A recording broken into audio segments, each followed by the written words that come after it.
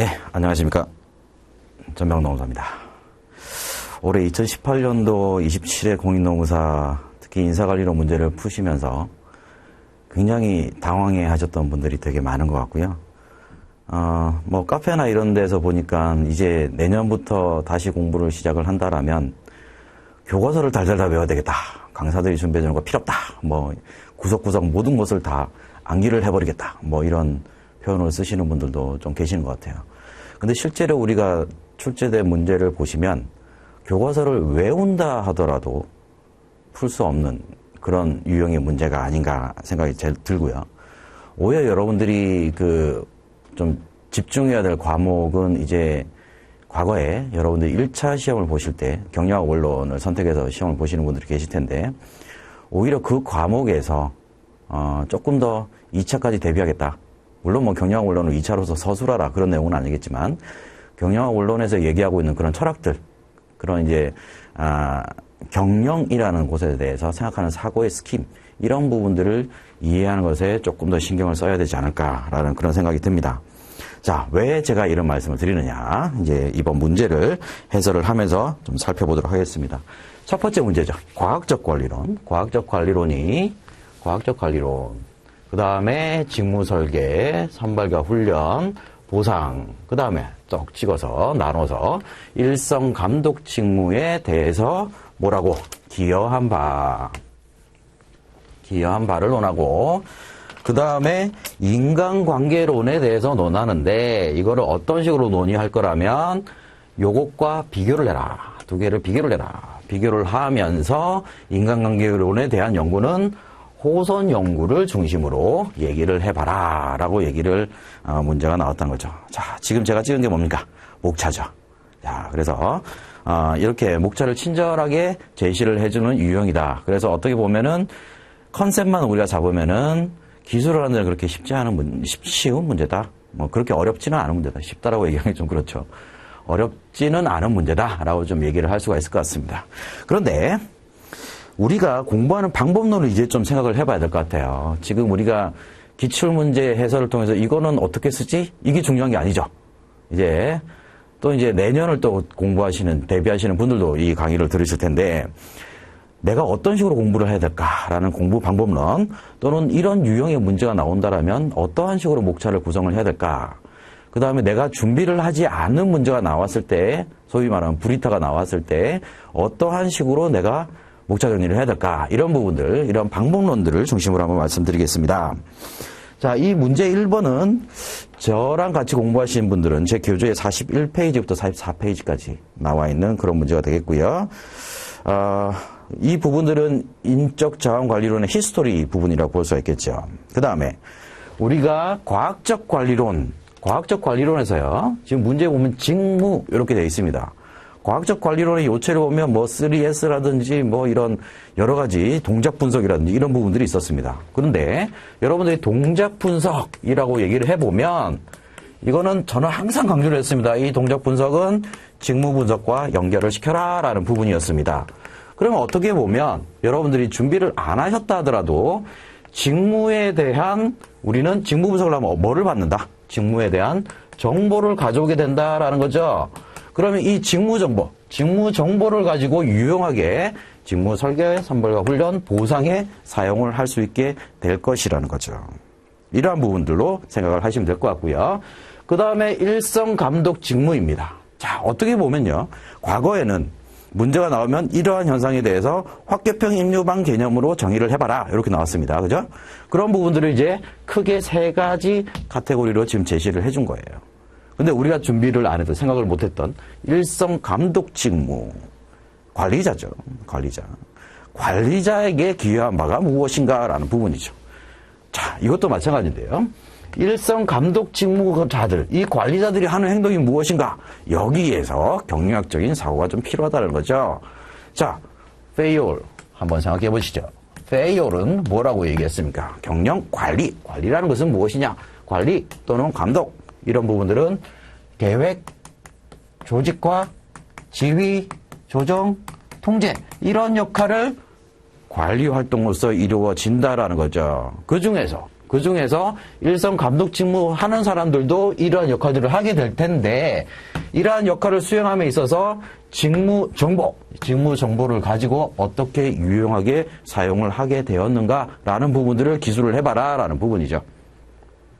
그 다음에 그러면 여기에서 과학적 관리론에서는 직무를 중심으로 생각을 하게 됐다는 거죠. 직무에 대한 정보를 가지고 직무를 중심으로 생각을 해봤는데, 이렇게 하다 보니까는 어떤 문제점들이 발생되지 않더냐라는 부분이었죠. 호선 실험 보면은 사실은 이 과학적 관리론을 검증하기 위해서였습니다. 검증하기 위해서 굉장히 오랜 시간 동안 연구를 했었는데요. 그렇게 하다 보니까 새로운 다른 문제점들이 발생했죠. 자, 우리가 공부를 할 때요, 과학적 관리론과 인간관계론, 이거 도표로 암기를 했었습니다. 그죠? 과학적 관리론의 장점 보고, 단점 보고, 그 다음에 여기서 간과한 부분이 뭐고, 그 다음에 그래서 이쪽에서는 어떤 장점, 어떠한 부분들을 중점적으로 보고 있느냐라는 부분입니다. 사실 앞서 얘기한 목차들이 여기 장점들이 여기 기여한 바가 되겠죠. 자, 그런데 우리 공부방법론에서 어떤 문제가 있었냐? 과학적 관리론이 우리가 이론에서 최초의 초기의 인적 자원 관리 모델이다라고 생각을 하다 보니까, 우리가 새로운 인적 자원 관리 프로그램, 새로운 프로그램들이 도입이 되면 거기에 대해서는 예전 그 이론들을 까는 거죠. 소위 말하면 이런 문제점이 있었다. 그래서 이런 문제점을 해결하기 위해서 이런 것들이 도입됐다. 그러니까 뭐 도입 배경이나 이런 거를 만들기가 굉장히 쉽죠. 그런데 문제는 과학적 관리론이 초기에 최초의 진정한 인적 자원 관리론이다라고 얘기를 하다 보니까 그 앞서 뭐가 있느냐라는 부분들 우리가 머릿속에 없다라면 단점밖에 모르는 거죠. 그죠? 자, 그래서 조금 더 생각을 해보자라는 거죠. 과학적 관리론 이전에 무엇이 있었느냐라는 부분들. 이것과 연계를 좀 시키셨다라면 목차를 그래도 쉽게 그리 어렵지 않게 만드실 수 있었을 것 같습니다. 제가 이제 배포해드린 교재에서는요, 샘플 저희 목차에서는 두 번째 페이지에 보시면은 박경규 교수님께서 과학적 관리론에 대한 인트로덕션 부분들을 이렇게 서술을 하셨습니다. 제가 있는 그대로 한번 읽어볼게요. 인적 자원 관리론은 테일러의 과학적 관리법을 출발점으로 형성이 되었다. 무슨 말이에요? 엄청나게 기여한 바가 크다는 얘기죠. 그래서 우리가 인사관리론과 다른 법률이론은 다르다는 거죠. 법률이론은 새로운 이론이 나오든가 그렇게 되면 그 앞에 이론이 폐기가 되는 수가 있어요. 그죠? 근데 인적자원관리론, 경영학에 있어서의 각종 이론들은 폐기가 되는 것들이 아닙니다. 우리 조직에, 우리가 개방 시스템으로 우리 조직을 본다라면 우리 조직에 처한 상황, 그 다음에 환경, 이런 게 따라서 어떠한 유형의 방법론을 사용할 것이냐라는 부분들을 시의적절하게 선택을 해야 된다는 것이 경영학의 특성이라는 거죠. 자, 다시 들어가서 테일러의 과학적 관리론을 출발점으로 형성이 되었는데 어떤 문제가 있었냐? 그 앞에 제도를 한번 까보겠습니다. 테일러가 도입했던 그 19세기 말, 20세기 초, 이때 공장 관리는 어떻게 됐느냐? 상사의 경험과 주관에 의한 작업 지시. 작업들 간의 유기적 조정이 불가능했다. 조직적 태업이 발생했다. 성과급에 대한 불신이 일어났다. 이게 문제점이었다라는 거죠. 자, 이거를 테일러의 키워드하고 한번 연결을 시켜보죠. 상사의 경험과 주관에 의한 지시. 소위 말하면 우리는 사수조수제 또는 이제 멘토제, 그 다음에 장인제도 이런 것들을 통해서 그 모든 작업 공정을 감독을 하고 지휘를 하는 이러한 감독자가 있었습니다. 그리고 그 감독자가 어디가 아프다, 출산 휴가다, 이렇게 해서 휴가를 갔다. 그날은 어떻게 된다? 품질이 개판이 된다. 이 얘기죠. 또 이 사람이 퇴직을 했습니다. 그리고 다른 사람이 들어왔습니다. 또 안 맞아요. 일하는 방법론이 달라요. 이렇게 돼서 계속 루틴하게 퀄리티를 유지할 수 있는 그런 기계제가 없었다. 즉 개인의 경험 기술에 굉장히 의존하게 되었다라는 부분이죠. 자, 그런데 테일러가 모션 스터디를 하면서 어떻게 됐느냐? 자, 이 감독자 하에서 일하는 근무자들은 이러이러한 방식으로 일을 하더라. 어떠한 모션이 있더라. 그 각각의 모션에 소요되는 시간이 어떻게 되더라. 이런 부분들을 스터디한다는 거죠. 매뉴얼이에요. 작업 매뉴얼이 만들어지는 거죠.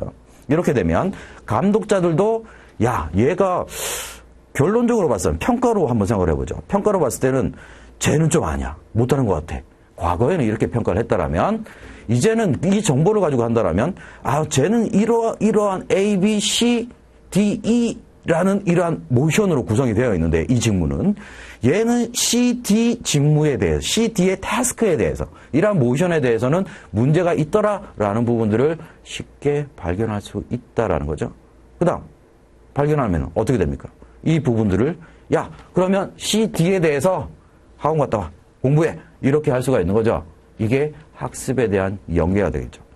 그 다음, 인센티브 제도로 한번 얘기해 볼까요? 우리가 인센티브 제도 설명을 할 때, 공부를 하실 때, 테일러리즘 많이 보셨죠? 자, 그 다음에, 테일러리즘, 강의를 할 때는 굉장히 많이 강조를 해드렸던 부분인데, 자, 테일러리즘은 뭐냐? 그냥 작업량과 그대로 비례하는 그러한 방식으로 인센티브 제도, 임금이 주어지다가, 어떤 목표, 기준점, 이런 기준점이죠. 이러한 기준점을 달성을 하게 되면 그때부터 임률을 더 곡선을 슬로프를 더 높게 만들어주는 거. 이게 테일러리즘이라고 했습니다. 자, 그런데 한번 떠올려 보시죠. 테일러리즘이라는 이런 인센티브가 도입이 되기 이전에 이러한 인센티브 제도가 없었을까요? 그렇지 않다라는 거죠. 있었다라는 거죠. 그러면 이러한 동일한 스킴으로 가지고 있는 인센티브 스킴인데 계산 방식인데 그럼에도 불구하고 굳이 이거를 테일러리즘이라고 부르는 이유는 뭐에 있다? 뭐에 있다? 이 기준점에 있다라는 거죠. 과거에는 어떻게 했다? 과거에는 10개가 기준점이었다라고 하게 되면 이번에 종업원들이 이제 더 많은 인센티브를 받기 위해서 이쪽 구간으로 가기 위해서 열심히 노력을 하게 됩니다. 그렇게 해서 기준점이 10개였는데 이제 12개를 달성을 하게 된 거죠. 내년에는 기준이 어떻게 된다? 내년에는 기준이 12개로 가버립니다. 이게 기존의 방법이었어요. 이렇게 하다 보니까 종업원들 어떻게 합니까? 더 열심히 더 많이 해서 상대적으로 나보다 더 많이 퍼포먼스를 내려는 그 종업원들에게 욕을 하죠. 뒷다리를 잡는 거죠. 이런 현상이 벌어지게 되는 거고요. 내년에 어차피 우리가 12개 하면 또 12개 기준점이 되니까 한 11개 정도, 이 정도. 사실은 더 많은 퍼포먼스를 낼 수 있음에도 불구하고 내년을 또 대비해서 그 다음 인센티브 스킴을 대비해서 이 정도에서 그냥 만족을 하자라는 그런 현상이 벌어지게 된다라는 거죠. 이게 뭐다? 조직적 태업이다라는 거죠. 이런 부분들이 발생을 하게 된다. 그래서 이런 부분들을 방지하기 위해서 테일러는 어떻게 했다? 모션 스터디를 통해서 동작 연구를 통해서 이러한 알파라는 이런 일을 하기 위해서는 동작 연구를 해봤더니 10개를 8시간에 10개를 만드는 게 적절하다. 뭐를 통해서? 직무 분석을 통해서요. 과업량 분석을 통해서 이루어졌다라는 거죠. 과업량 분석을 통해서 이렇게 10개를 만드는 게 됐으니까 내년은 어떻게 되나요? 12개를 달성했을 때 내년의 기준점은 뭐가 된다? 여전히 10개가 된다라는 거죠.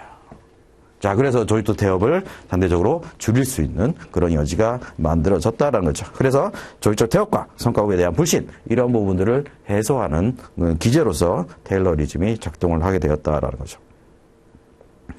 자, 그 다음 아래쪽에서는 제가 이제 감독자에 대한 부분들을 조금 기술을 해드렸는데요. 아까 제가 말씀드린 부분들, 도제제도든지, 그 다음에 계획, 조직과 지휘, 조정, 통제 이런 부분이라든지 이런 식으로 말씀을 드렸었습니다. 그래서 이 부분들에 대한 설명은 넘어가도록 하겠습니다. 이제 구체적으로 샘플로 목차를 어떻게 갈까 한번 살펴보도록 하겠습니다. 자, 우리가 과학적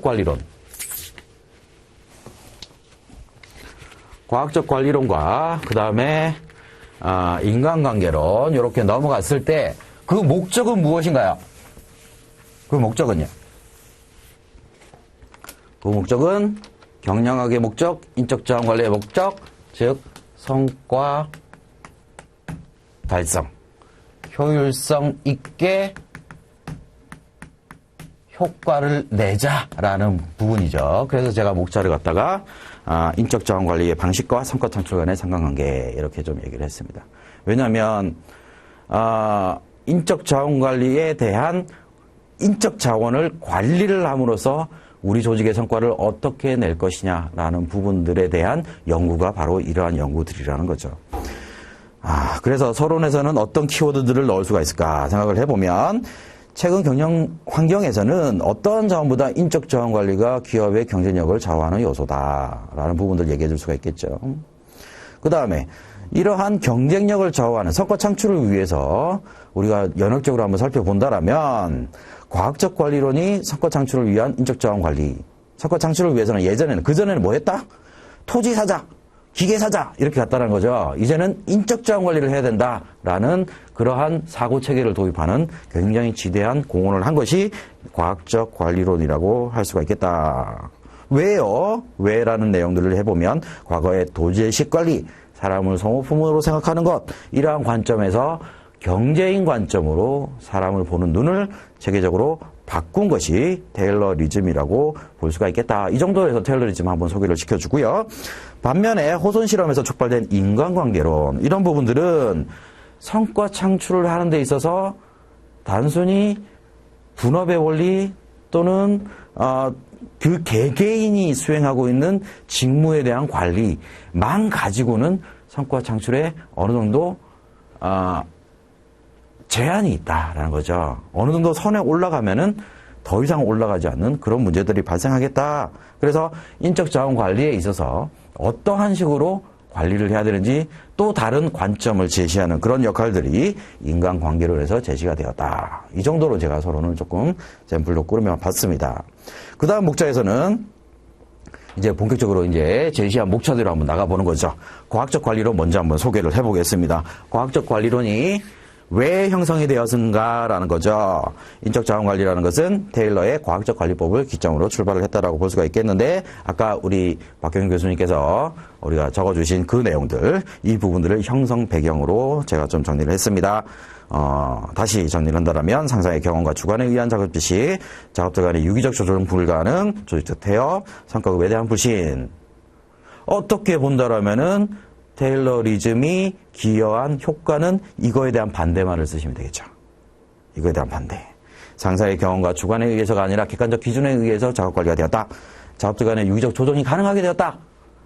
이제는 과거에는 직무 전체를 관리했다라면 이제는 그거를 세분화해서 태스크별로 관리를 할 수가 있고, 그래서 과업별로 재조직화가 가능하게 되었다라는 거죠. 그게 여기서 얘기할 직무 설계 측면이 되겠습니다.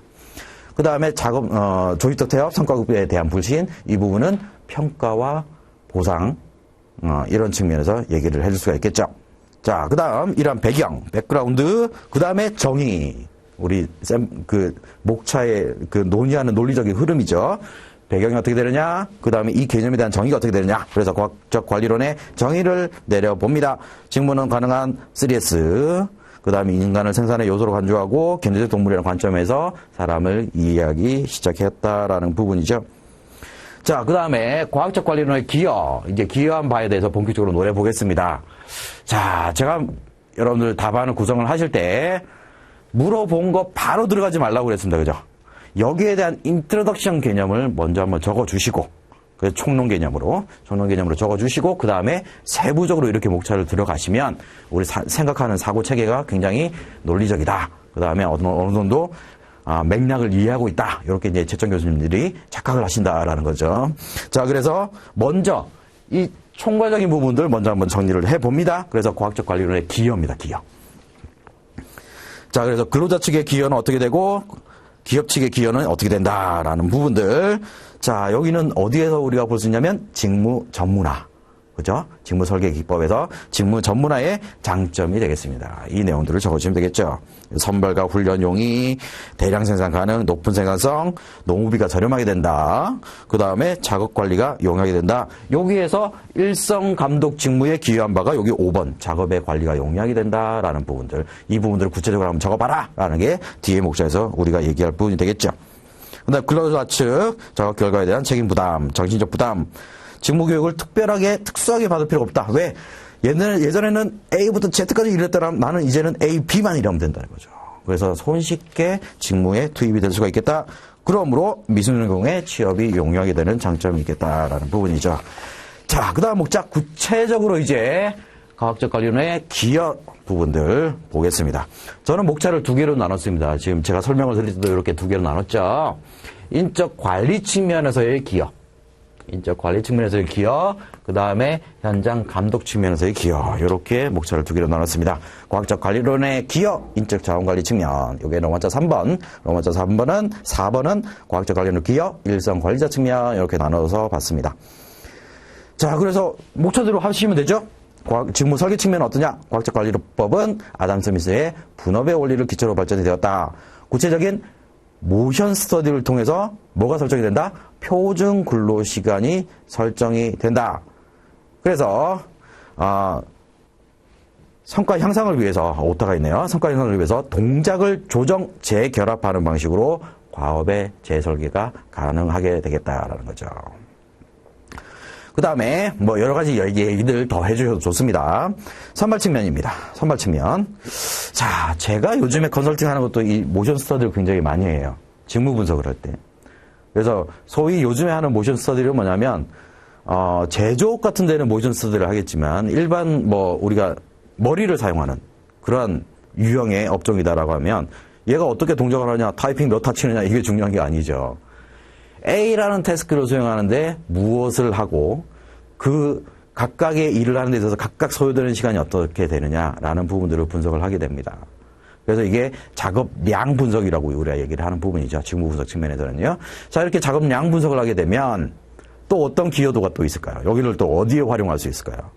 자, 우리가 총 공수가 필요하죠.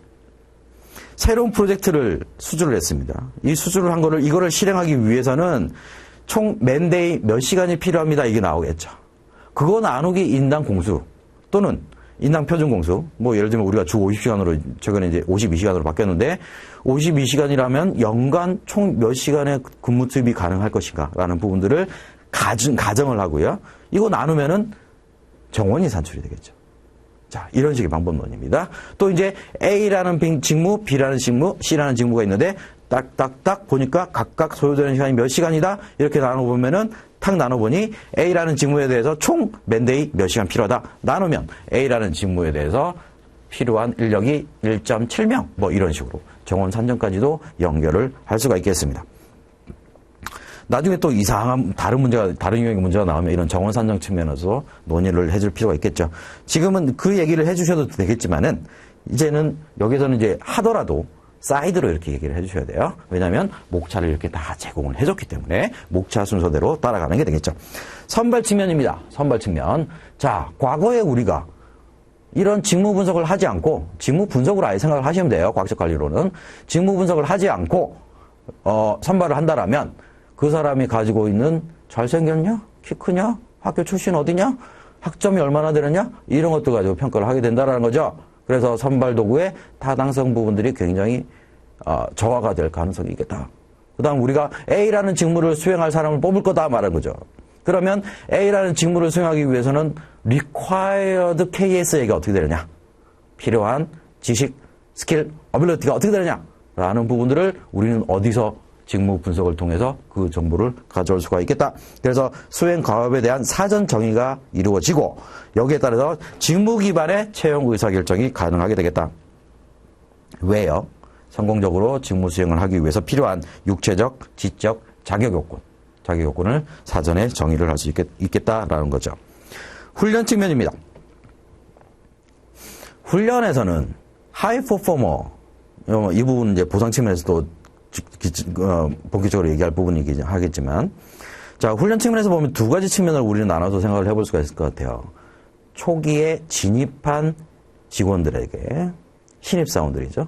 신입사원들에게 직무를 수행할 수 있도록 빠른 시간 내에 직무에 적응할 수 있도록 교육을 시키는 부분들.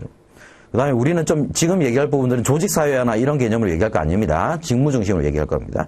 직무 중심으로 얘기했을 때 어떠한 교육훈련, 직무 교육을 해야 되는가라는 부분들이 직무 정보로부터 나오게 될 것이고요.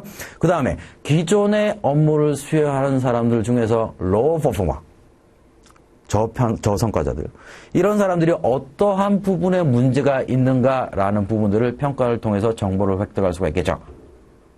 그렇죠. 비교 대상이 있으니까요. 비교 대상은 뭐다? 직무 정보죠. 직무 정보를 가지고 갭 분석을 가능하게 되어 있습니다. 그렇다면 교육훈련의 필요성 분석에도 활용을 할 수가 있을 거고요. 그 다음에 갑이라는 사람은 이러이러한 문제, 이러이러한 태스크 수행 능력에서 부족함이 있으므로 이 부분에 대해서 교육 훈련을 해야 되겠다. 이런 전문적인 직업 훈련, 직무 수행을 하기 위한 그런 교육 훈련에 대한 정보 획득이 가능하게 되겠다라는 거죠. 자, 그래서 제가 이제 키워드들을 어떻게 넣냐? 업무 수행 방식에 대한 가이드라인, 신입사원 측면에서 볼 수가 있겠죠. 이러한 식으로 일을 해라라는 거죠. 가이드라인까지 도출이 가능하고 직무 교육 등에도 활용이 가능하겠다. 어떠한 과업들, 태스크들을 수행하게 되느냐? 그 태스크들을 수행하기 위한 그런 교육 훈련이 진행이 가능하겠다라는 거죠. 그다음 표준 생산량, 지웠네요. 표준적인 생산량, 기준 생산량. 이걸 달성하기 위해서는 표준적 작업 방식, 어떠한 식으로 일을 해야 될 것이냐라는 부분들에 대한 정보를 제공해주고 이 부분들을 교육과 훈련을 통해서 몸에 익히도록 만들어줄 수가 있겠다라는 측면이 되겠죠. 그 다음 보상 측면입니다. 과학적 관리론 도입 이전에 아까 보니까 기존의 인적 자원 관리의 문제점이 무엇이냐? 성과급에 대한 불신, 평가에 대한 불신, 여기에 따른 조직적 태업, 이런 문제들이 테일러리즘에 나타나게 된 가장 핵심적인 문제 중에 하나다라고 얘기를 할 수가 있겠습니다. 즉 이제 목표 관리에 대한 수용성이 굉장히 낮아서 조직적 태업이 발생하게 되었다라는 거죠. 자, 그런데 이런 과학적 관리론을 적용을 하게 된다라면 목표의 설정, 그다음에 목표로 할당할 때 저도 이제 기업에 있을 때 이런 게 많았어요. 노무사 자격증도 있고 그다음에 뭐 A라는 기업은 제가 대기업 출신인데 대기업에서 이런 뭐 기획 업무나 이런 걸 다 하다 보니까 제 보스는 저한테 할당하는 업무량이 엄청나게 많은 거예요. 저 죽어요, 팀장님. 이렇게 하면 팀장님이 뭐라고 한 말씀을 딱 하십니다. 네가 제일 잘할 것 같아서. 이렇게 된다는 거죠. 자, 그런데 테일러리즘을 공부하신 팀장님이다. 제가 옛날 팀장님을 갈구는 건 아닙니다. 자, 테일러리즘을 공부한 팀장이다라고 하면 자, 그러한 과업을 할당을 하게 된다라면 표준적으로 업무 시간이 얼마나 소요가 될 것이다 라는 부분들을 같이 예측을 할 수가 있겠죠. 그래서 업무 활동에 대한 형평성을 우리는 고려를 할 수가 있겠다라는 거죠. 자, 다시 정리합니다. 목표 설정과 할당에 있어서의 합리성을 제공할 수가 있겠다. 그 다음 초과 달성분, 목표 초과 달성분에 대한 인센티브 제도 도입에 유리하다. 인센티브 제도, 목표를 초과 달성했느냐 안 했느냐, 이 부분들을 판단하는 데 있어서 가장 중요한 게 뭐냐? 기준점이죠. 이거를 넘어서면 달성한다. 이 기준을 어떻게 잡을 것이냐라는 부분인데 이러한 기준을 동작 분석을 통해서 과학적으로 도출을 해냈다라는 거죠. 예를 들면 테일러식 차등 임금 제도, 이런 부분들이 가장 대표적인 예가 되겠고요. 여러분들이 뭐 분량이 도저히 안 나온다라고 하면 차등 임금 제도 이거를 쭉 이제 한 반 페이지나 한 페이지 정도 이렇게 추가적으로 기술을 하셔도 훌륭한 답안이 되겠습니다. 자, 그 다음 목차 과학적 관리론의 기여, 일상 관리자 측면입니다. 자, 계획 활동이 있습니다. 계획 활동에서는 동작 연구, 그 다음에 감독 대상 공정에 대해서 최적의 업무 수행 방식이 어떻게 될 것이냐, 여기에 대한 설계에 대한 책임, 이 부분들을 수행하는 데 있어서 중요한 정보를 제공한다라는 거죠. 이 얘기는 뭐냐? 옛날에 도제시기에서는요, 감독자들도 같이 일을 했어요. 그 다음에 listen and repeat예요. 내가 하는 거 보고 잘 따라해. 그 다음에 거기에서 데비에이션이 생겼다, 갭이 생겼다고 그러면 패는 거죠. 야, 그래서 따라해! 이러면서 이제 그 동작을 그대로 따라할 수 있도록 이렇게 지도하는 부분이 되겠습니다. 그런데 과학적 관리론이 도입이 되면서 감독자의 역할이 서서히 변화되기 시작했습니다.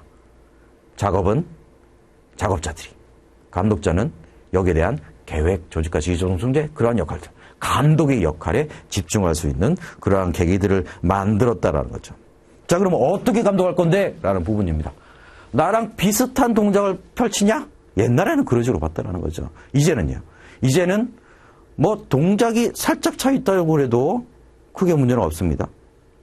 이 동작이 직무의 수행에 있어서는, 직무 분석에 있어서 직무 분석 내용에도 안 나타나 있고 그렇게 크게 중요한 부분이 아니에요. 그럼 이런 부분은 스킵할 수가 있는 거죠. 그래서 이런 A라는 직무 수행을 위해서 필요한 필수적인 동작들, 그러한 동작들이 A 다시라는 동작은 표준적으로 5초 정도 소요가 됐는데 얘는 10초를 써. 야, 너 뭐야? 뭔 생각하고 있는 거야? 이런 식의 감독이 가능하게 된다는 거죠. 그 다음 또 하나. 이렇게 된다면 아까 제가 인력 계획, 정원 산정 이런 말씀을 드렸는데 이 부분들을 계획 쪽에 녹여서 쓸 수가 있다는 거죠. 즉 이제 새로운 과업, 새로운 프로젝트가 우리가 시작을 하게 된다면 이때 몇 명의 투입자가 필요하고 그 다음에 뭐 예를 들면 계획 업무하는 사람, 디자인하는 사람, 그 다음에 인터뷰하는 사람 등등등 이런 직무별로 나누어서 각각 몇 명씩 필요하다. 이러한 자원 할당을 할 수 있는 그런 여지가 계획 활동에서 기여를 한 측면이다라는 부분이죠. 그 다음에 조직화 측면입니다. 조직화도 이제 자원활동 계획 부분으로 좀 얘기를 할 수가 있는데요. 과업 수행을 위해서 소요 시간, 소요 인력 이런 부분들의 계획에 반영하게 되겠고 또 다른 부서 아까 이제 자기 부서, 개인 측면으로만 보니까요. 자기 부서, 그 다음에 여기에만 있어서 타 부서와의 협업이 어려운 문제가 그 테일러리즘 이전에 좀 있었다라는 부분인데 타 부서와의 공동작업 설계도 활용이 가능하게 되겠다. 왜? 직무 설계니까요. 직무 설계니까 이 부분들이 집단 차원의 직무 설계까지 에스컬레이션 된다라면은 이게 이제 우리 부서만의 최적화, 이걸 뭐라 그러죠? 우리는 부분 최적화. 이런 부분들을 방지할 수 있는 관리 활동으로 도움이 될 수가 있겠다라는 부분들 지휘 측면입니다. 지휘 측면에서는 교육 훈련을 위한 정보를 제공해 줄 수가 있겠죠. 알파, 베타, 감마라는 그러한 태스크들을 수행을 하니까 여기에 대해서 직무 수행을 잘할 수 있도록 알파, 베타, 감마를 교육을 시켜라. 이런 정보를 제공을 할 수가 있겠고요. 쟤는 왜 못했지? 왜 로우 퍼포머가 되는 거지? 라는 부분들을 관찰이나 인터뷰를 통해서 우리가 직무에 대해서 리콰이어드 되는 KS와 KSA와 비교를 함으로써 합리적인 그 원인을 도출할 수가 있겠다라는 부분들 판단 기준이죠. 그 다음에 조정 및 통제 부분입니다. 성과 미달자에 대한 객관적 근거를 제시를 해줄 수가 있겠고 그 다음에 성과 창출을 위해서 갭 분석이 들어가죠. 그래서 그 미진사항에 대한 분석을 통해서 이제는 직무 능력을 향상시킬 수 있는 그러한 방법론을 만드는 데 있어서 도움을 주겠다라는 거죠. 그 다음 목차입니다. 이제 여기까지 다 했습니다. 일선 감독자까지 기여한 바 여기까지 다 했고요. 중간 갔네요. 중간이 아니고 한 60% 정도까지는 간 것 같아요, 지금. 자, 그 다음에 이제 논하라 이거죠. 인간관계를 논하자. 네, 호손 실험 중심으로 논하자라고 했는데 그렇다고 해서 호손 실험 바로 들어가지 마시고요. 일단은 인간관계론 먼저 정의를 한번 내려주시는 거죠. 그래서 인간관계론에 저는 이제 조금 연역적으로 귀납적으로 좀 했습니다. 제 목차 구성한 거는요. 호손 연구에 대해서 얘기를 하면서 인간관계론의 정의로 좀 들어가는 거로 이렇게 목차를 좀 구성을 했습니다. 그래서 첫 번째 호손 연구는 무엇인가라는 부분, 호손 실험 중심으로 하라고 그랬으니까 이걸 한번 정의를 내려보시자라는 거죠. 이번은 뭐 경영학 개론 시험에서도 호손 연구 순서 골라라 뭐 이런 것들. 그래서 호손 연구가 굉장히 중요한 실험이고요. 그래서 여기에 대해서는 머릿속에 좀 있어야 될 필요가 있겠습니다. 그래서 호손 연구 어떻게 되느냐? 메이어와 레슬버거 전기 회사인 호손 공장에서의 종업원을 상대로서 실험을 했고 이렇게 1번부터 4번까지 이러한 순서로서 진행이 되었습니다. 라는 부분들. 자, 여기에서 진행이 되었습니다. 이거는 사실관계죠. 사실관계까지만 적시하지 마시고요. 여기에서 팩트 파인딩이 들어가죠. 팩트 파인딩이 들어가고 그 다음에 키 메시지. 경영학에서는 이게 중요한 거죠. 키 메시지. 이 팩트를 통해서 여기에 대한 해석을 어떻게 할 것이냐라는 부분이죠. 또는 내가 생각한 가정. 즉 이제 근무에 대한 여건이 높아지게 된다라면 성과도 높아진다. 이게 이제 직무 전문화 측면에서의 가정이 되는 거죠. 이 가정이 어떠한 식으로 깨졌느냐라는 부분들, 어떤 식으로 깨졌는가라는 부분들을 호손 실험에서 키 메시지로서 우리가 도출을 할 필요가 있겠죠. 그래서 조명 실험에서는 조명도를 높으니 잡음률이 높아졌다. 뭐 이거는 뭐 과학적 관리론의 그런 이론상에 맞는 거죠. 그런데 그 이후에 조명도를 다시 낮췄는데도 불구하고 계속적으로 작업 능률이 올라가더라. 이건 새로운 다른 팩트가 되는 거죠. 그 다음에 계정기 조립 작업입니다. 작업 시간이나 휴게 시간 이런 부분들 변화를 줬더니 작업 능률이 올라갔더라. 그런데 이 부분들 다시 옛날식으로 이제 작업 시간이나 휴게 시간을 다시 환원을 시켰습니다. 그럼에도 불구하고 작업 능률이 올라갔더라라는 부분이죠. 자, 근데 계정기 조립 작업에서는 여기에 대해서는 조금 해석을 좀 더 해봤어요. 조명 실험에서는 새로운 사실인데? 그럼 다른 걸 한번 확인해 볼까? 이렇게 해서 계정기 조립 작업으로 들어간 거죠. 그렇게 했더니 이런 거더라. 우호적 분위기, 자랑 책임감 이런 부분들이 주요 요인이더라. 이렇게 해서 가설을 다시 세운 겁니다. 이러한 부분들이 원인이더라. 가설을 세웠고요. 가설 검증해야 되겠죠. 어떻게? 포커스 그룹 인터뷰를 해요. 그래서 면접조사 들어가는 거죠. 면접조사 들어간 겁니다. 그래서 면접조사를 해봤더니 사회적 조건들, 아까 가설로 내세웠던 그러한 사회적 조건들이 정말 성과에 기여를 하더라라는 부분들 면접을 통해서 봤습니다. 그 다음 이제는 실질적으로 이제는 너네들 선발됐습니다 라고 해서 파일럿으로 가는 게 아니고 실질적으로 작업하는 현장에서 이제 관찰을 통해서 이걸 검증하는 작업. 그래서 실제로 해보자라는 것이 조명, 계정기 조립 이렇게 된 거고, 그 다음이 사람들에게 직접적으로 물어본 거고요. 물어본 이후에는 너네들 작업해 라고 해서 구석에 숨어가지고 관찰법으로 해서 검증을 하는 절차. 그렇게 했더니 결론은 뭐다? 자주조적인 비공식 조직, 도덕률 이런 부분들이 성과를 좌지우지하는 중요한 요소로서 작동이 되더라라는 거죠. 자, 이 결론들을 그 다음 2번 목차에서 제가 다시 한번 정리를 좀 했습니다. 실험 결과입니다. 실험 결과 키 메시지죠. 키 메시지를 정리를 했는데 다른 목차로서 과학적 관리를 해서 간과했던 내용 이렇게 이제 정리를 할 수도 있을 것 같아요. 이 내용들은 제 교재에 어디에 있느냐? 과학적 관리론의 문제점 이렇게 도출한 부분입니다. 이런 부분들을 여기 실험 결과의 결과물로서 얘기를 할 수가 있겠죠. 자, 이렇게 돼서 직무 전문화는 일에 대한 흥미와 작업 의욕을 감소시킨다. 그 다음에 인간을 경제적 동물에서 사회적 동물로 봤다. 이러한 사람에 대한 관점을 변화시켰다라는 거죠. 자, 이렇게 됐으면 그러면 두 개가 어떻게 다른 거지? 이제 부드럽게 연결이 되겠죠. 그래서 과학적 관리론과 인간관계론의 비교로 들어가게 되겠습니다. 그래서 그 다음 페이지에 보시면은 제 교재에 이미 있는 거긴 하지만 기계적 접근, 즉 이제 과학적 관리론, 그 다음에 인간관계적 접근, 이 부분들이 이러한 차이점이 있더라라는 비교표 이렇게 한번 확인을 해보시면 되겠습니다. 이렇게 해서 여러분들이 이제 50짜리니까 결론도 좀 적으실 필요가 있겠죠.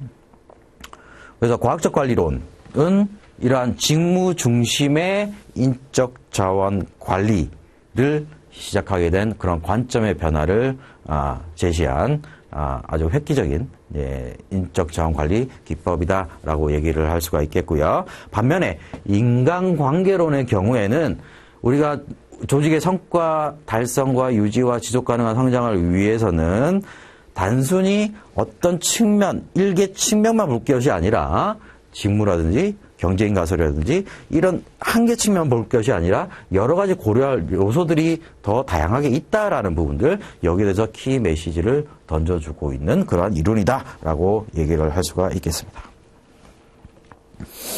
자, 다음 2번 문제로 넘어가겠습니다. 노사 공동결정제도.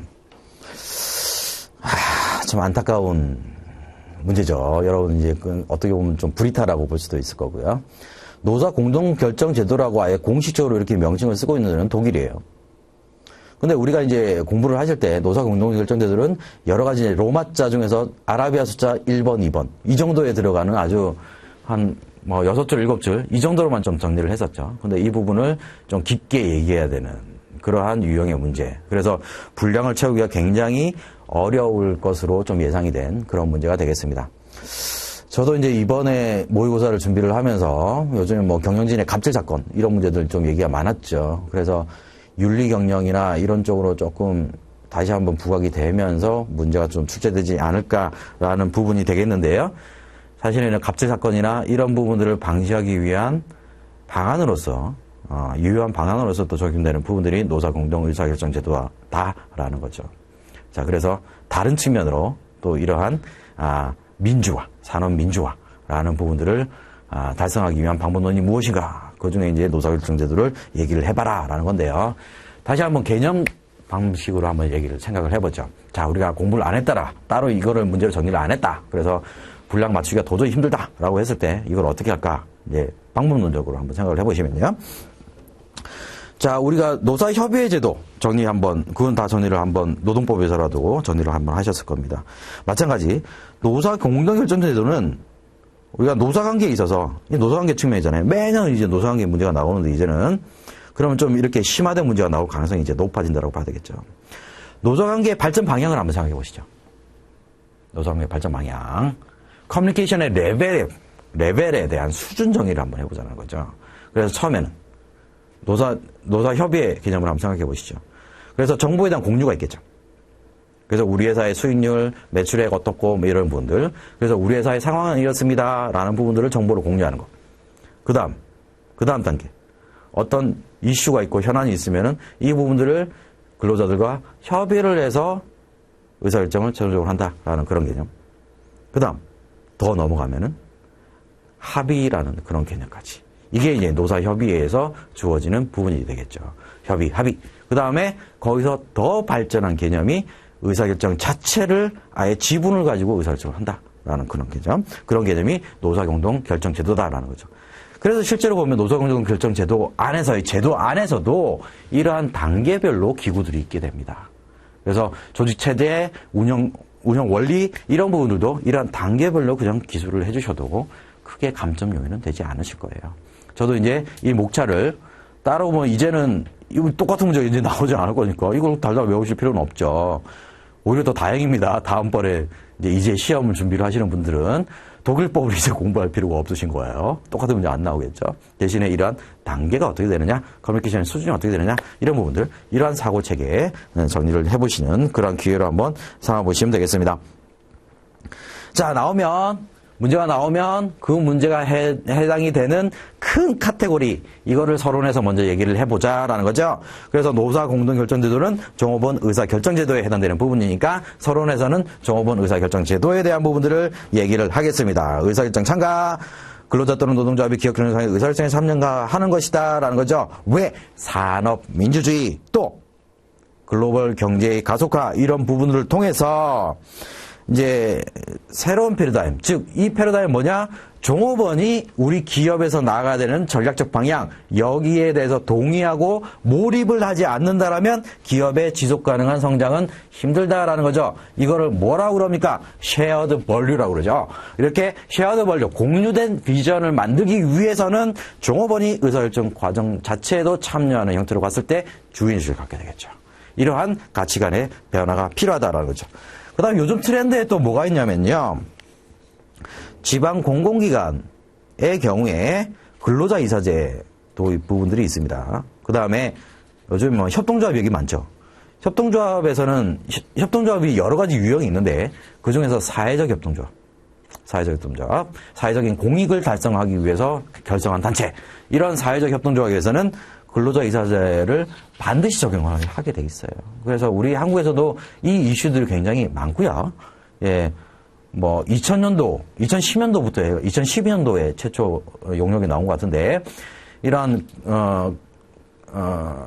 노사협의회 제도의 발전 또는 이제 공동의사결정제도, 이런 부분들을 우리나라에 도입을 하기 위해서 어떻게 해야 되느냐라는 연구 용역들이 계속적으로 나오고 있습니다. 그래서 좀 우리 정책적인 측면에서는 좀 고민을 많이 하고 있는 그러한 제도다라고 이해를 하시면 될 것 같습니다. 자, 그래서 서론에서 이제 종업원 의사결정 제도의 참가 제도에 대한 정의를 얘기할 때 결론적으로 얘기할 부분들, 이런 이제 그 지방 공공기관이나 사회적 협동조합의 경우에 근로자 이사제를 도입하거나 도입을 검토하면서 노동이 기업에 기여하는 정도, 이런 부분들을 인정하기 시작했다라는 부분들, 이러한 부분들이 환경의 변화 측면에서 얘기할 부분들이 되겠죠. 자, 그 다음 목차 정의 들어갑니다. 노사 공동결정제도, 이거는 무엇을 얘기하는 것이냐? 기업의 민주적 운영을 위하여 각종 부패와 독선을 방지하고 노동 문제에 있어서 갈등을 예방하는 그러한 측면에서 운영이 되는 것이다라는 거. 자, 이게 이제 독일 노동법에서의 공동결정제도, 여기에 대한 법에서 인트로즈 총론에서 얘기하고 있는 부분이 되겠고요. 자, 그 다음에 여기에 대한 평가를 했을 때 과거에는요, CSR 측면에서 한번 생각해 보시면 되겠습니다. 기업의 사회적 책임이 강조가 되고 있는데, 그러면 기업은 누구에 대해서 사회적 책임을 해야 되느냐라는 측면에서 보면 이해관계자 중에서 하나, 종업원이 있겠죠. 이해관계 중 하나인 종업원에 대한 책임을 다하기 위한 방법론. 그 다음, 그러면 과거에는 어떤 문제가 있었느냐? 우리가 기업의 경제적 책임을 굉장히 중시했죠. 기업의 사회적 책임 그 이론 측면에서 본다라면, 즉 주주 중심의 기업 지배 구조가 된다라면 주주의 이익을 확보하기 위한 활동이 경영 활동에 집착이 될 것이고요. 그렇다면 단기적 업적 위주로 이루어질 그런 리스크가 있다라는 거죠. 자, 그렇게 되기 때문에 인적 자원 관리를 위해서도 단기적 업적을 지향하는 맹목적 성과주의가 문제시 되는데, 이런 부분들을 해소하기 위한 대안으로서 노사 공동결정제도라는 부분들이 도입이 될 수가 있겠다라는 거죠. 자, 그러면 이거를 한번 정리를 해보시면 이제 의의됐죠. 의의됐고, 그 다음에 기본 사고 및 사상 들어가시면 이 부분 다시 한번 정리해 보시면 됩니다. 기본 사고인데요. 자, 그러면 개념 정리 먼저 하죠. 노사 공동결정제도 말고요. 근로자 의사결정 참가에 대한 개념 정리를 하죠. 서론에서 이제 정의를 했으니까 단계에 대해서 정보 전달의 단계, 협의 및 합의 단계, 그 다음에 의사결정의 단계, 이런 식으로 우리가 정의를 해볼 수가 있겠습니다. 종업원이 얼마나 경영에 참여하느냐, 얼마나 기여를 하느냐, 그 정도에 따라서 경영참가 단계 이렇게 나눠볼 수가 있겠는데요. 노사 공동 의사결정에 대한 기본 사고는 의사결정에 참가를 함으로써 진정한 주인으로서 근로자를 생각한다라는 부분들이 노사 공동결정제도의 기본적인 사상이 되겠고, 이를 통해서 실현하고자 하는 바가 무엇이다? 산업민주주의다라고 얘기를 할 수가 있겠죠. 그 다음 목차, 이제는 구조와 기능입니다. 구조와 기능. 정보 전달, 요거는 생략하셔도 될 것 같아요. 구조, 요거죠. 요거.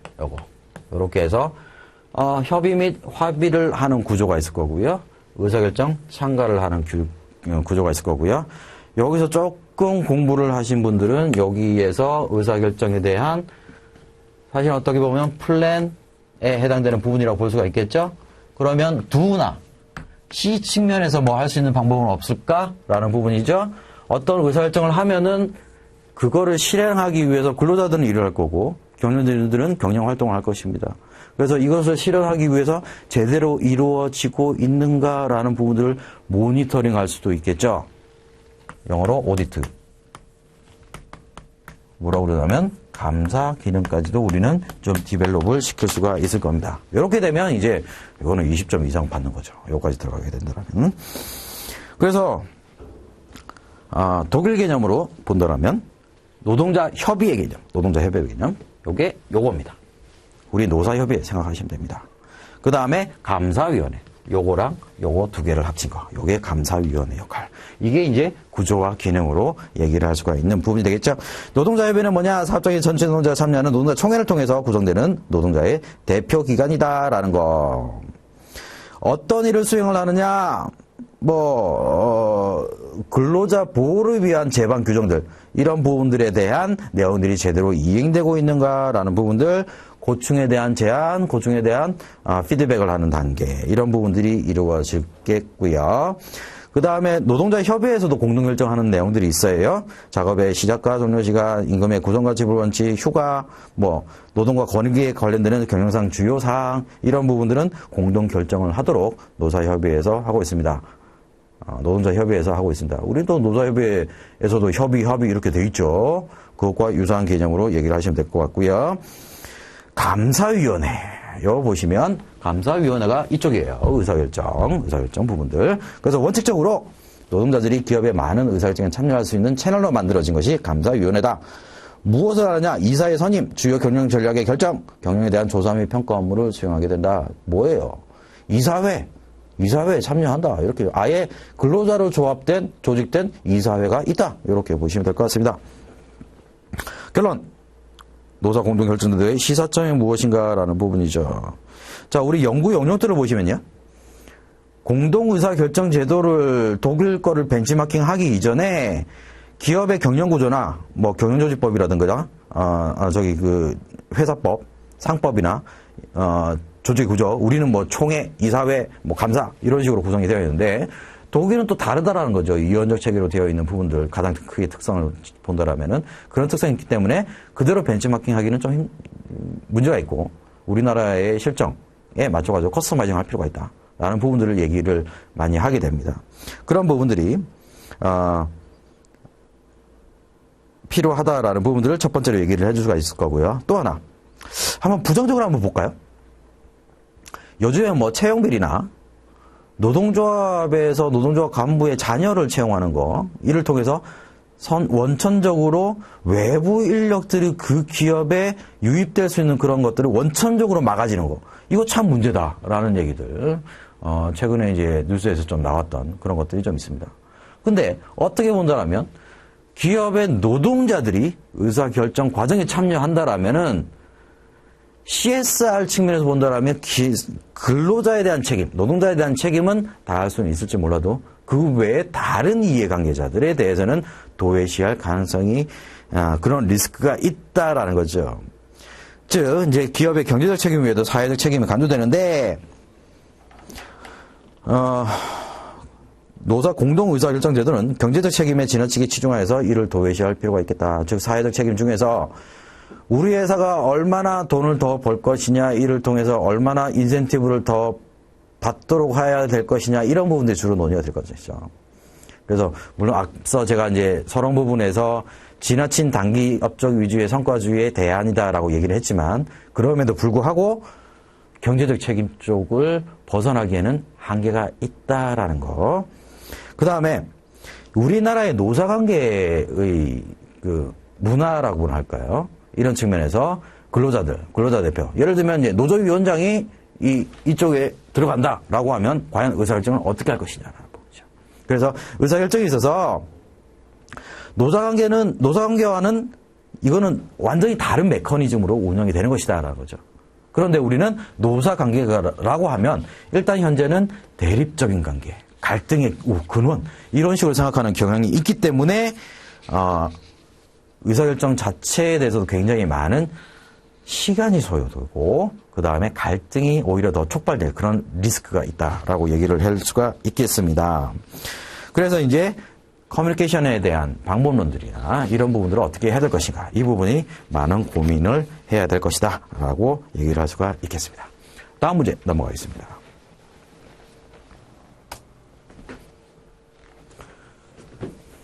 자, 빠진 상태에서 그냥 나레이션을 할게요. 자, 여러분들이 참 이 문제를 보는 순간 헐 이런 이제 말씀을 한번 하셨을 거예요. 그 다음에 뭐 카페에도 이렇게 나와 있는 내용들을 보면 이제 인사관리론에서도 사례 문제가 나왔다 이런 얘기를 강사님들도 그렇게 하시는 분들이 좀 계시는 것 같아요. 근데 제가 보기에는 아직 사례 문제가 아닌 것 같아요. 이게 뭐냐면 저도 이제 모의고사를 할 때 좀 4차 혁명이나 이런 문제가 이번에 뭐 선거 때도 얘기가 많이 됐었고, 이런 이제 새로운 IT 기술의 트렌드에 맞춰가지고 어떠한 식으로 우리가 인적 자원 관리를 해야 될 것이냐라는 부분들, 여기에 대한 대비를 할 필요가 있다라고 이제 제가 강의 때 말씀드렸던 기억이 나는데, 그래서는 이제 단순하게 HRIS 정도, 요 정도로 좀 예상 문제를 좀 제시를 해 드렸었죠. 근데 여기에서는 이제 아예 4차 혁명의 그런 테크닉을, 기술을 가지고 들어와서 그 기술을 가지고 인적 자원의 관리에 있어서의 프로그램에 이러한 유형의 프로그램을 도입을 했습니다. 라고 이제 AI 채용 시스템이라는 부분들을 얘기를 했죠. 물론 요즘에 채용 비즈니스 쪽에서는 AI 채용 시스템 얘기 굉장히 많이 되고 있습니다. 그 다음에 이게 또 얘기가 되고 있는 건 뭐냐면 공기업의 블라인드 인터뷰 제도에서도 이해가 되고 있어요. 그래서 저는 블라인드 인터뷰 제도가 오히려 직접적으로 나올 줄 알았는데 오히려 한 단계 더 들어간 이런 문제가 좀 나왔다라고 보시면 될 것 같습니다. 그래서 이런 AI 채용 시스템이라고 해서 예를 들면 우리가 액션 러닝에 대해서 논하라. 이러면 할 수 있어요. 그죠? 여러분들이 그 개념을 다 알고 계시니까. 근데 AI 채용 시스템에 대해서 평가하라. 이렇게 되면 사례 문제 아니잖아요. 그죠? 근데 그렇게 문제를 낼 수가 없어요. 왜? 각각의 정의가 아직 다르거든. 그래서 출제 교수님이 AI 채용 시스템에 대해서 현황 분석을 친절하게 다 해주신 거예요. 정의도 내려주시고 그 다음에 이게 도입된 배경까지도 다 얘기를 해주셨어요. 그 다음에 도입이 되기 이전에 컨설팅을 이미 한 거야. 현황 분석을 했어요. 그래서 문제점 파악까지 다 했습니다. 그래서 문제점까지도 여기에 다 제시를 해주셨습니다. 자, 그래서 이런 상태에서 제가 많이 말씀드린 부분이죠. 여러 번 말씀드렸던 부분이. 자, 서류 심사를 대체해서 이러한 AI 시스템을 사용하게 되는데, 자, 이러한 문제에 대해서, 자, 기존에 우리가 공부했던 방식을 이제 좀 획기적으로 바꿔야 되는 문제가 이 문제가 되겠습니다. 과거에는 우리가 두 위주로 공부를 했어요. 특정 프로그램, 액션 러닝이 어떻고, 뭐, 인터뷰가 어떻고, 뭐, 그 다음에 블라인드 인터뷰가 어떻고, 뭐, 이런 식으로 공부를 했는데, 이제는 컨셉을 우리가 맥락을 이해하실 필요가 있겠다. 그 다음, 플랜과 C에 해당되는 부분들, 이런 부분들을 준비하실 필요가 있겠다라는 거죠. 자, 근데 이거는요, 암기한다고 되는 게 아니에요. C에서, 우리가 주로 C에서 많이 보는 게 실수, 신타, 실용성, 수용성, 신뢰성, 타당성 이렇게 보잖아요. 그러면 각각의 개념에 대한 정의를 하셔야 되죠. 정의는 반드시 암기가 돼야 되겠죠. 그 다음에 그 정의 측면에서 봤을 때 지금 상황을 제시를 해줬어요. 이 상황에서 본다라면 그 정의에 빗대어 가지고 판단을 해보는 거죠. 여러분이 노무사가 되시면 이제 저처럼 이제 본 모르면서도 노무사 활동하는 사람이 있습니다. 그죠?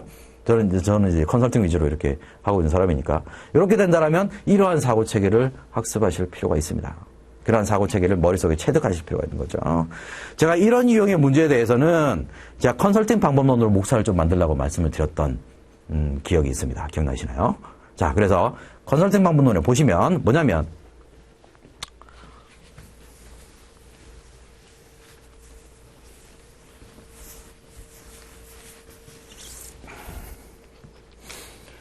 as is 분석이죠. 현실은 어떠하냐라는 부분이고요. 그 다음에 우리는 어떻게 나아가야 될 것이냐. 지향점. 그 다음에 현실. 그 다음에 이거 두 개를 보면 뭐가 나온다? 갭이 나온다. 라는 부분들. 이 갭이 나오면은 갭을 클로징하기 위해서 어떻게 해야 될 것인가. 라는 부분들을 우리가 설계를 하게 되는 거죠. 그 다음에 갭 클로징을 위해서 대안들이 있는 거죠. 대안들. 이 대안들을 선택을 할 겁니다. 여기에서는 AI 채용 시스템이 그 대안 중에 하나예요. 그죠? 그 다음에 블라인드 인터뷰에도 뭐 이런 부분들 여러 가지 대안들이 있을 겁니다. 그러면 이걸 가지고 어떻게 해서 뭘 선택할 것이냐? 어떻게 볼 거예요? 어떻게 판단할 거야? 이거를 우리가 판단 기준이 실수 신타다 이거죠. 실수 신타 측면에서 얘는 100점 만점에 100점, 70점, 60점, 50점, 걔 얼마? 이렇게 점수가 나오고 얘도 어떻게 점수가 나오고 해서 얘가 가장 최고점 이렇게 해서 이걸 선택합시다. 이렇게 가는 거죠. 컨설팅한테는. 그러면 뭐 다른 대안들은 지금 없죠. 요거까지 하면 50점짜리죠. 그죠? 이렇게 되면 요거에 대해서 논의를 하라라는 부분입니다. 그죠? 그 다음에 as-is는 뭐예요? as-is는 앞에 지문을 한번 보시죠. 앞에 지문을 보시면 자, 문제점을 한번 보자라는 거죠. 과거에는 어떻게 HRIS 뭐 됐다, 뭐 AI의 도입을 검토하고 있다. 여기까지는 그냥 환경의 변화죠. 환경의 변화. 자, 그래서 환경 측면에서 보면은 뭐 기술의 발전, 그 다음에 기계학습을 통한 AI를 도입할 만한 그런 기술의 발전이 되어서 인프라 구성이 되어 있다라는 부분입니다. 자, 이제 내부 환경 분석 들어갑니다. 내부 환경 분석 들어가면 1단계 서류 심사를 하게 되는데 이거를 수작업으로 진행을 하고 있더라라는 거. 그런데 문제점이 뭐냐? 경쟁률이 100대 1이더라라는 거. 100대 1이더라라는 거. 그 다음에 탈락자들의 불만이 나타나고 있더라. 내가 왜 떨어집니까? 라는 거. 요게 지금 현실에 있어서의 문제점으로 얘기할 수 있는 부분이다라는 거죠. 그럼 투비는 뭡니까? 투비는요. 이 사람들의 불만을 해소할 필요가 있겠다. 왜? 불만을 해소할 필요가 있다라는 것도 우리가 논리로서 좀 얘기를 해줄 필요가 있겠네요. 이렇게 되면. 그죠? 왜 우리의 기업의 레퓨테이션 관리, 인상 관리, 이런 부분들이 기업의 지속 가능한 경쟁을 위해서 굉장히 필요하다라는 거. 그 다음에 뭐 법률적으로 본다라면은 최근에 채용 절차 공정화법이 생겼죠. 그만큼 기업 내부 인력에 대한 공정성뿐만이 아니고 우리 지원자들도 하나의 고객으로 생각해서 공정한 운영을 할 필요가 있겠다. 채용 비리, 그죠? 채용 비리 이런 부분을 봤을 때 우리가 공정한 운영을 할 필요가 있겠다. 따라서 우리가 보기 위해서는 그렇게 하기 위해서 투비는 뭐냐?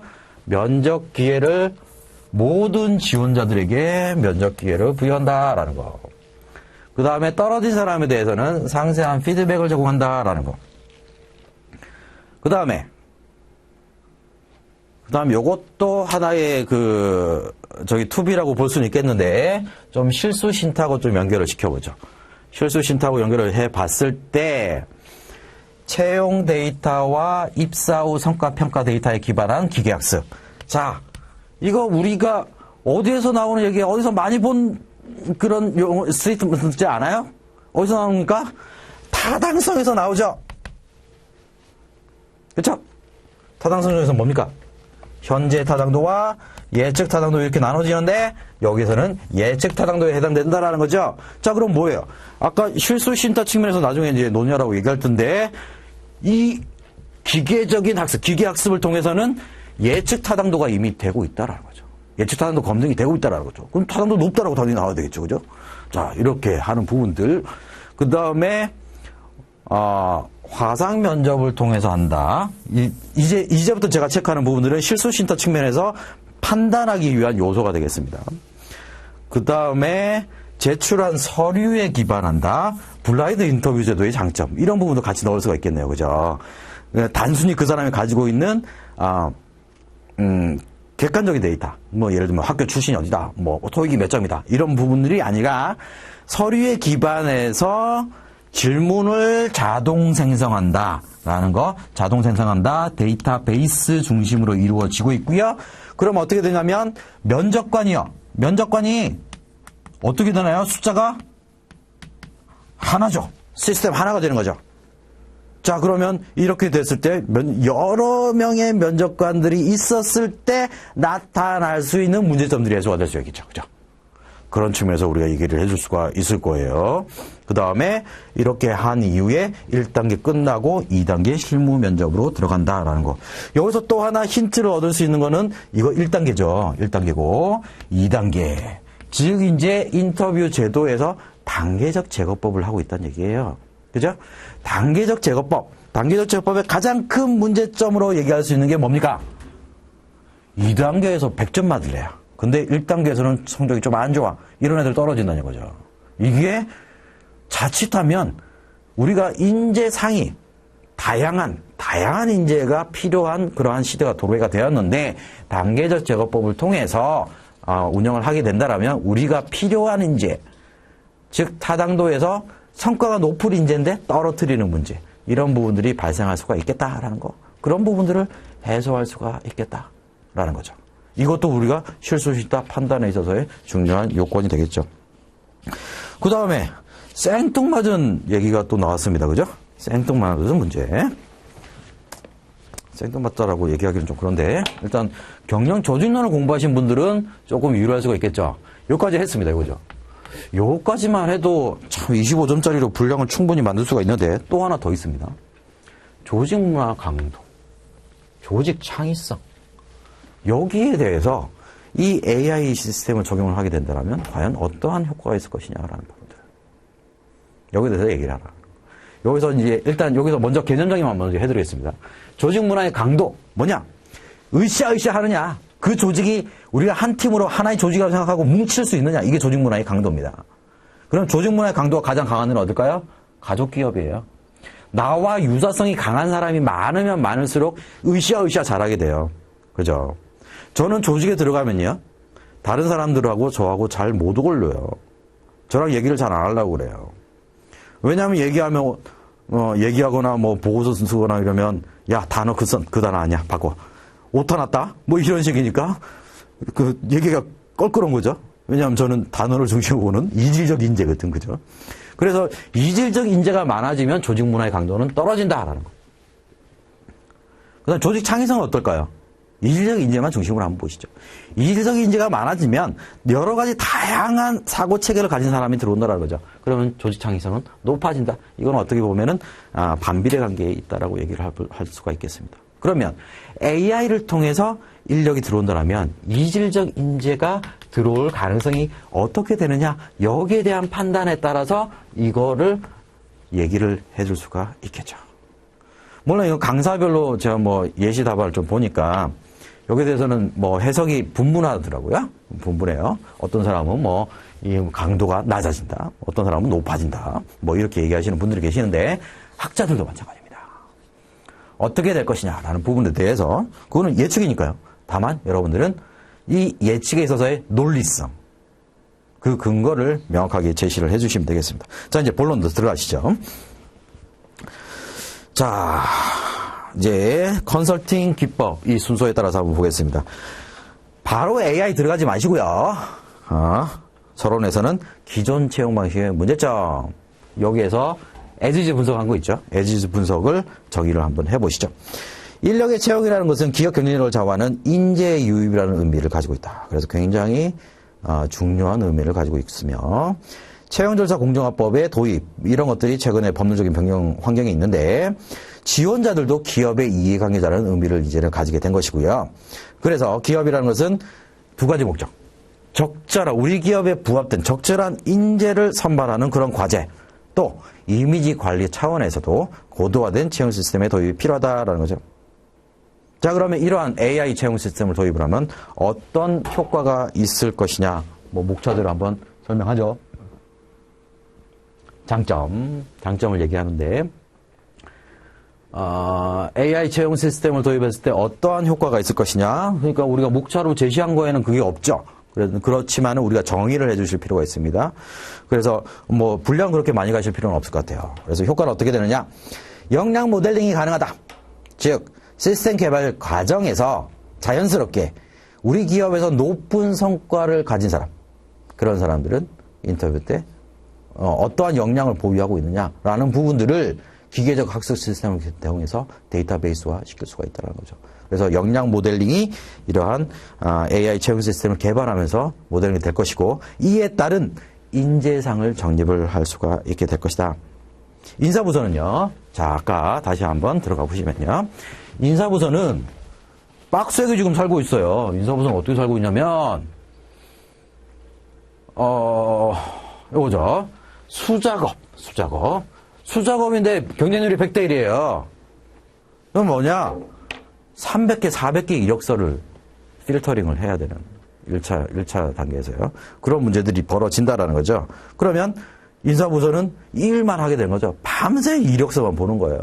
이렇게 벌어지게 되니 이런 부분을 상당 부분 줄여줄 수 있다.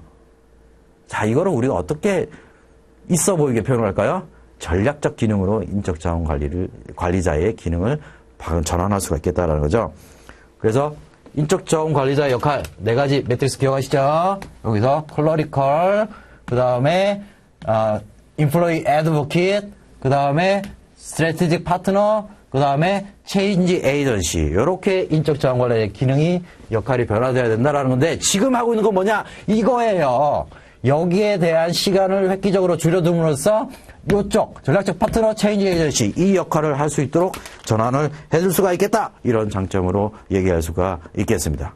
요거 여러분들 HRIS 준비하셨던 분들 이거 로마자 2나 3에서 얘기하는 부분이죠. 그 다음에 단계적 제거법의 오류를 해소할 수 있겠다. 여기에서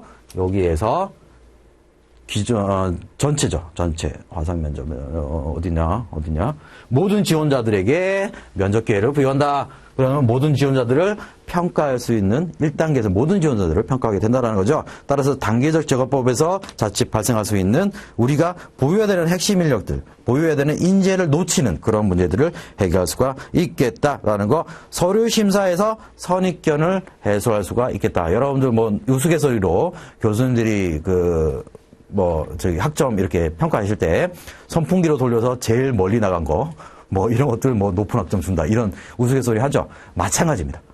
자, 100대 1이에요. 내가 1000개의 이력서를 봐야 돼. 그럼 감이에요. 감으로 볼 수밖에 없어요. 즉 이제 합리적인 그런 기준이 나올 수가 없고, 그렇게 하다 보니까 피드백을 못하는 거죠. 내가 왜 떨어졌는지 피드백을 못하는 거죠.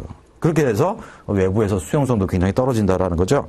그래서 서류 심사에 있어서 많은 지원자의 필터링으로 인한 소위 감으로 인한 서류 심사의 문제점, 이런 부분들을 해소할 수가 있겠다라는 부분이 되겠습니다. 말하자면 AI 채용 시스템에 있어서의 실수 심사 측면에서의 장점, 여기서 또 우리 유의할 게 있어요. 장단점 논의하라 얘기 안 했습니다. 그죠? 그러면 이 문제를 출제하신 교수님은 AI 시스템에 대해서 지금 긍정적인 태도를 갖고 계세요. 그죠? 그래서 우리가 너무 부정적인 그런 문체를 작성을 하시면 조금 안 좋습니다. 출제 의도자에 맞게 아부하는 마음으로 우리는 답안을 작성해야 된다라는 거죠. 자, 어떻게 들었나요? 자, 그래서 실수 심사 측면에서 판단하기에 앞서서 이거를 총괄적으로 지금 얘기를 해주고 있는 게 AI 채용 시스템의 도입 효과가 되겠습니다. 이제 세 번째 목차 들어갑니다. 이제 목차 제시해 준 거. 채용 시스템의 효과가 어떻게 되느냐라는 부분입니다. 신뢰성,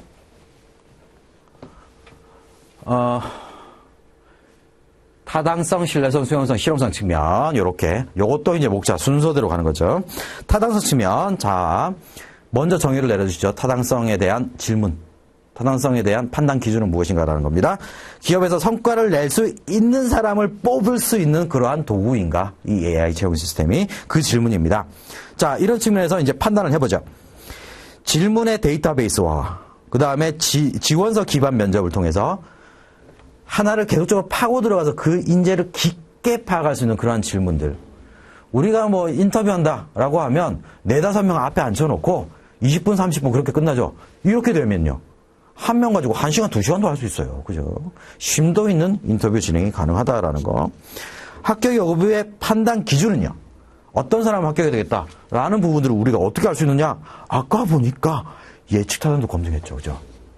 기존의 고성과자들이 가지고 있는 행동 특성, 이 부분과 부합되는 사람을 뽑을 겁니다. 그래서 합격 여부의 판단 기준은 예측 타당도 검증을 통해서 개발된 질의를 통해서 판단을 하게 된다. 그래서 타당성은 굉장히 높게 나올 것이다.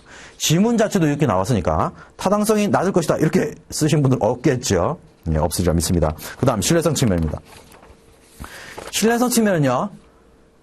인터뷰어의 숫자로 생각을 해보시면 될 것 같아요. 선발 도구가 일괄되게 유지를 하거든요. 저기 이제 우리가 관역으로 본다면 이게 뭐 10점으로 다 안 들어가도 좋아요. 비슷한 구분의 탄착군을 이루어내는 거. 이게 신뢰성이죠. 그래서 기존에 있었던 문제점은 뭐냐면 수작업으로 인해서 이력서를 필터링 하다 보니 똑같은 이력서인데요. 대비효과, 상관편견. 특히 대비효과가 많겠죠. 굉장히 이력서를 잘 쓴 사람이다. 그 다음 이력서는 잘 쓴 사람 뒤에서는 저평가를 될 가능성이 있겠죠. 그런 부분들을 해소할 수 있는 부분들이 여기에서, 왜냐하면 실제로 인터뷰를 하게 되니까요. 알아낼 수가 있겠다. 그 다음 직무 능력 중심의 심화된 평가가 가능하겠다. 데이터베이스로 그거를 만들어낸다라는 거죠. 여기에서 우리가 결론에서 얘기할 힌트를 좀 얻을 수가 있을 것 같아요. 뭐냐? 개발에 있어서의 전략적이고 어느 영역에 어떻게 활용할 것인가라는 방향성을 사전에 확정을 하고 그 다음 지속적으로 업그레이드를 해야 된다라는 거. 왜? 직무 능력 변하죠. 우리가 마치 우리 직무 분석할 때 직무 분석은 업데이트 되지 않은 직무 분석, 직무 기술서는 없는 것이나 마찬가지다. 그 얘기랑 똑같은 얘기죠. 그 다음 수용성 측면 들어가겠습니다. 선발 도구에 따른 결과. 당신은 불합격했습니다. 라고 했을 때 이거를 수용을 할 것이냐라는 부분입니다. 여기에서는 어떻게 되나요? 개별적인 디테일한 피드백을 준다는 거죠. 당신은 뭐 A라는 항목에서 몇 점을 받았고 B라는 항목에 몇 점을 받았고 총순위 몇 프로에 해당되고 이런 식으로 피드백을 준다는 거죠. 아, 그럼 내가 이거에 문제가 있구나. 그래서 이런 걸 대비해야 되겠구나. 이런 걸 생각을 할 수가 있겠죠. 따라서 구체적인 사유 피드백을 통한 수용성을 제고할 수가 있겠다. 실용성 측면에서는요. 요거는 이제 강사들별로 좀 달라요. 저는 실용성 측면에서도 조금 부정적인 얘기를 좀 하고 있는데요.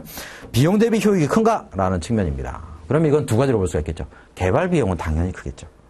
그래서 개발 비용 측면에서의 실용성은 떨어진다. 유지 비용 측면에서는요. 어떤 강사는 뭐 유지 비용에서는 일단 유지 비용 거의 안 드니까 기계적 학습을 하면 되니까 그렇게 해서 실용성 측면에서도 장기적으로 보면 유리하다 이렇게 해석을 할 수도 있겠습니다. 예, 그것도 저는 동의합니다. 반면에 저는 업데이트가 굉장히 중요하다고 생각을 하는 주의입니다. 예를 들면, 물론, 기계적 학습이라는 것이 이제 업데이트에 들어가는 소요 비용이나 이런 부분을 줄일 수가 있어요. 근데, 프레임워크의 변화, HR 시스템이라는 게, 이제, 그, 프로그래밍이라는 것 자체가 이제, 그, 알고리즘의 변화라는 부분들도 어느 정도는 주기적으로 필요하다라는 거거든요. 그렇게 하기 위해서는 이때도 또 주기적으로, 정기적으로 이제, 많은 투입 비용이 들어갈 가능성이 있겠다라는 거. 즉, 좀 중립적으로 얘기한다라면, 지속적인 기계적 학습을 통해서 AI 시스템을 개발을 하는데, 이 지속적인 기계적 학습, 이것이 들어가는 비용이 얼마냐. 여기에 따라서 실용성이 높다, 낮다를 판단할 수 있는 관건이 되겠다라는 겁니다. 그 다음 묵자. 요거. 이제 활용할 경우에 그 효과가 어떻게 되냐. 조직 문화적 강도 측면과 조직 창의성 측면에서 그 효과를 얘기해라. 라는 거죠. 문화적 강도 측면. 정의 한번 내려보죠. 조직 문화는 유사한 가치관을 가진 사람들이 많을수록 가속화된다. 강화된다. 라는 거죠. 근데 기존 채용 시스템은 면접관에 의한 판단을 하게 되죠. 그러면 similar to me errors가 나타나게 되는 거죠. 그래서 유사한 가치관을 가진 사람을 뽑을 가능성이 높겠다라는 거. 따라서 이질적 인재가 채용될 가능성이 낮음으로 조직 문화가 약화될 가능성이 있다라고 결론을 내릴 수가 있겠습니다. 그다음 조직 창의적 측면, 이질적 인재가 많을수록 조직 창의성이 높아질 가능성이 높은데요. 이질적 인재의 경우에 심화 인터뷰를 통해서 비록 이 사람이 이질적 인재다, 학교도 안 나온 사람이다. 예를 들면 그럼 예전에는 서류 면접에서 그냥 떨어질 거예요. 서류에서. 근데 심화 인터뷰를 해보니까 학교는 안 나왔는데 그동안 또 많은 이런 직무에 대한 준비가 되어 있어. 해커야, 그죠? 해커가 네이버에서 뭐 학교도 안 나온 이 해커를 입사를 시키는 그런 케이스가 있었죠. 굉장히 잘 나가죠. 그래서 이질적 인재는 신화 인터뷰를 통해서 우리 직무에 이 사람이 과연 필요한가라는 부분들을 필터링 해낼 수가 있겠다. 따라서 조직 창의성에 긍정적 효과를 가져올 수가 있겠다. 정도로서 정의를 할 수가 있겠습니다. 이번에 뭐 샘플 답안에서는 물론 뭐 각각의 문제에 대해서 뭐 이론적인 측면이나 이런 부분들을 강화해서 이렇게 제공을 해드릴 수도 있겠지만은 우리가 뭐 그렇다고 해서 시중에 나와 있는 모든 교과서를 공부할 수는 없겠죠. 그래서 최소한 내가 공부한 그 한도 내에서 내가 준비하지 않았던 문제라 하더라도 어떤 식으로 대응할 수 있을 것이냐. 그런 측면, 올해의 문제는 그런 측면에서 한번 보시는 거로 하시면 될 것 같습니다. 네, 여기까지 2018년도 공인노무사 2차 인사노무관리론 기출문제 해설을 마치겠습니다. 감사합니다.